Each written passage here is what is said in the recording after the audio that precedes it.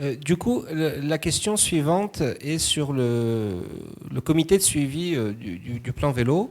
Donc, vous avez toutes et tous répondu oui dans le questionnaire en ligne, mais je souhaitais quand même que, comme c'est en captation audio, etc., devant 200 personnes, que vous confirmiez que vous vous engagez sur ce comité de suivi du plan vélo que propose Brest à pied à vélo. Donc, soit pour économiser du temps, vous pouvez juste dire... si vous pouvez juste slide suivant pour l'ordre, voilà. Vous pouvez juste dire je m'y engage ou je m'y engage pas si vous avez changé d'avis. Soit développer si vous souhaitez y consacrer une partie de votre temps de parole. On commence avec vous, Ronan Pichon. Bon, oui, je m'y engage, mais je voudrais juste rajouter un mot, c'est que je regrette qu'il n'y ait pas d'association similaire à Brest à pied à vélo sur la question des transports en commun à Brest, parce que je pense qu'on en aurait bien besoin. Merci. Merci. Pascal Olivard.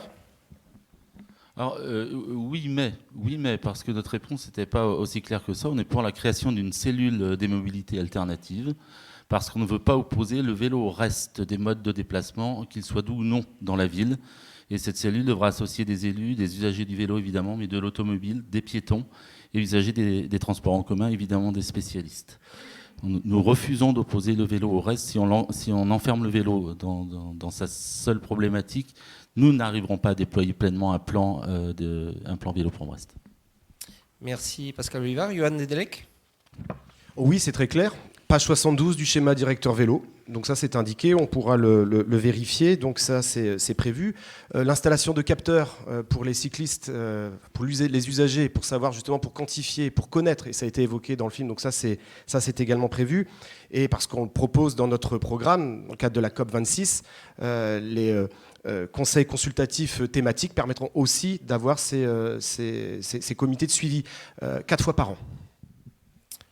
Merci Johan Nedelec. Bernadette Malgorn, concernant ce comité de suivi du plan vélo. Oui, je m'y engage et évidemment, il sera paritaire femmes-hommes.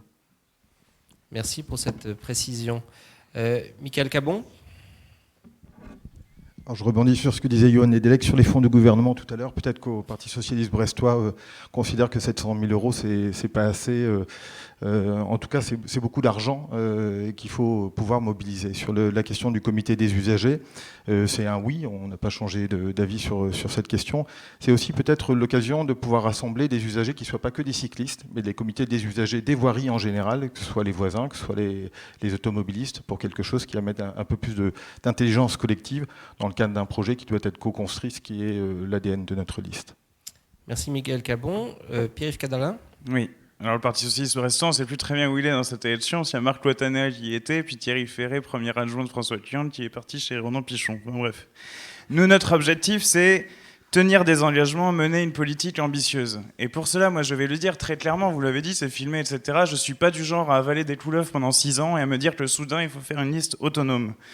Il est clair qu'un comité de suivi sur le plan vélo est quelque chose d'extrêmement important.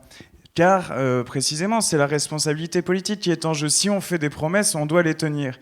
Mais j'ai envie d'également faire une précision par rapport au contenu général de notre programme.